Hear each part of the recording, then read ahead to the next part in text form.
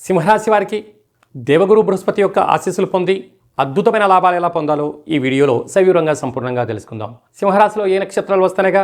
మఖా నక్షత్రంలోని 4 పాదాలు, పుబ్బా నక్షత్రంలోని 4 పాదాలు, ఉత్తరా నక్షత్రంలోని 1 పాదం కలిపితే సింహరాశి. రాశాధిపతి సూర్యభగవాన్. వీరికి 2వ స్థానంలో కేతు సంచార స్థితి ఉండడం వల్ల వృత్తులు, ఉద్యోగాలు, వ్యాపారాలు, రాజకీయాలు, సేవా రంగాల్లో వీరి మనోధైర్యము, వీరి యొక్క ఆలోచనని విజయానికి అనేక మెట్లెక్కుతారని చెప్పి కూడా గమనించగలగాలి. అలాగే అష్టమంలో త్రిగ్రహ సంచార స్థితి, శుక్రుడు, శనిరాహు సంచార స్థితి ఉండడం వల్ల పుష్కర స్నానం చేయడం, 4 మంగళవారాలు 4 శనివారాలు వీలైనంత వరకు మౌనంగా ఉండడం, అమావాస్య తిథి యందు కాలభైరవ పూజా కార్యక్రమం పాల్గొనడం వల్ల సకల అనారోగ్యము, దుష్టగ్రహాలు తొలగిపోతాయని చెప్పి కూడా గమనించాలి.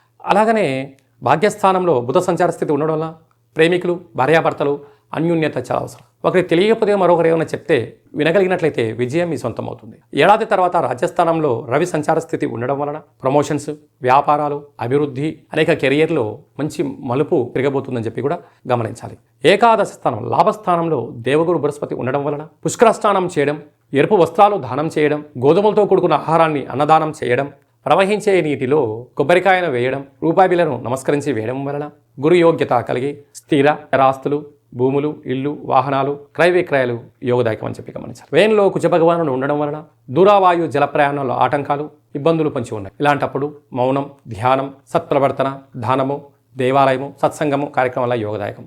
ప్రభుత్వ ఉద్యోగాలు చేసేవారు, ప్రైవేట్ రంగంలో ఉండబడిన వారు, ప్రమోషన్స్ కోసం ప్రయత్నం చేసేవారు, ఓపిక, పట్టుదల, సహనం వలన అన్నింటా విజయం సింహరాశి వారు సొంతమవుతుందని చెప్పి గమనించాలి.